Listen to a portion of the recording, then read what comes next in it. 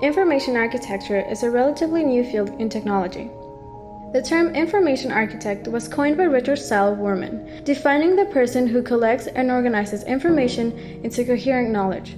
He originally invented the term in response to the poor presentation of large amounts of information. So what exactly is information architecture? What do information architects do?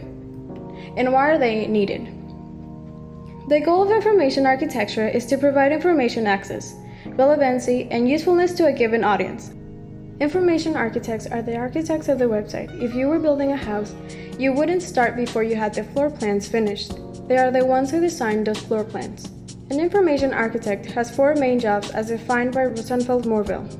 The first is defining the mission and vision for a website, balancing the needs of its sponsoring organizations and the needs of its audiences.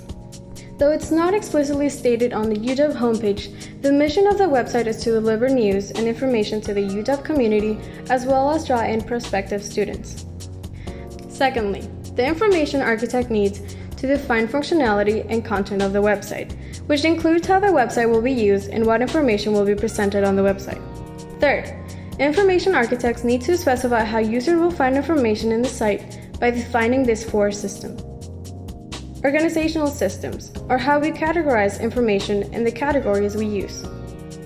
Labeling systems, or how we describe the categories in the organizational systems. Navigation systems, or how we allow users to move through the content. And finally, search systems, which allow the users to search the content. The last main job of an information architect is to plan how the website will accommodate growth and change over time. This includes editing any necessary components of the website to better fit the needs of the users of the site. On that note, we will do a quick case study on a website you are all very familiar with. Here's a UW page from 1996, as archived by the Wayback Machine. We know that this is the first important iteration of the UW website. Its mission was to provide information about the institution. This particular website uses navigation and labeling that is similar to a print reference. The website lacks a search system, likely due to the effectiveness of the site's navigation and labeling systems traversing the site's content. The purpose for this website is to provide an electronic version of information that was probably also available in print. Immediately, we see a difference in the purpose of the website. It is no longer simply an electronic copy of printed information.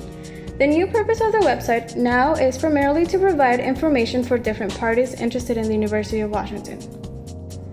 As you can see on the sidebar, the updated navigational system targets prospective students, current students, and faculty. We can also see all 4 organization systems are in place. Some of the things that have been included in this updated version is the addition of directories, a navigational system, and a search function. There is stronger branding in this version, using the actual UW logo in the top left. The links from the previous version have been organized into categories. Those categories are labeled for the information they lead to and the people who might be seeking that information. Along with those changes, the navigation has been revamped so that clicking on the links drops down to different links within that category, rather than a chain of links and pages eventually leading to the page the user wants. This provides a much more streamlined and apparent system for users browsing for what they want. The internal search bar is added directly to the home page in this version. These 2 major additions put an emphasis on the accessibility of information. This version is simplified to a very clean look. The organization maintains a very similar structure but is not labeled to explicitly state which category of links is for who. The navigation system is changed to remove the extraneous links listed in the previous version so that users only see the ones in the category they choose.